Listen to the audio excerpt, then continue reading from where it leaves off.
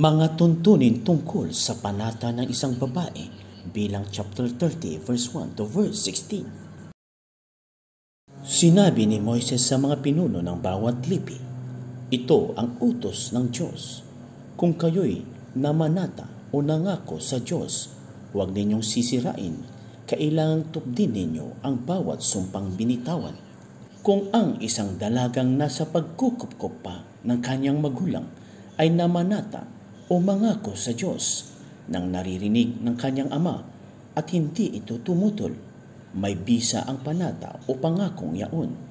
Ngunit kung tumutol ang ama matapos marinig ang pamamanata, walang bisa ang panata ng nasabing dalaga. Wala siyang sagutin sa Diyos pagkat hinadlangan siya ng kanyang ama.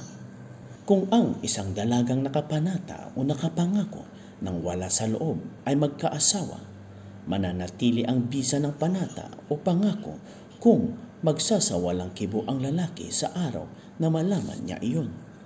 Ngunit kung tumutol ang lalaki sa araw na malaman iyon, mawawalan ng bisa ang panata ng babae at hindi siya parurusahan ng Diyos. Kung ang isang babaeng balo o babaeng hiwalay sa asawa ay mamanata o mangako, ang bisa nito ay mananatili. Kung ang isang babaeng may asawa ay mamanata o mangako, may bisa ito kapag hindi tumutol ang kanyang asawa sa araw na malaman niya ito.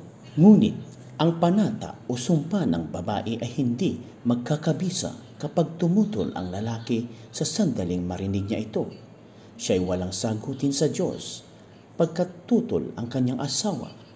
Anumang panata o pangakong gawin ng babae ay walang kabuluhan kung tututulan ng kanyang asawa, ngunit magkakabisa kung sasang-ayunan nito.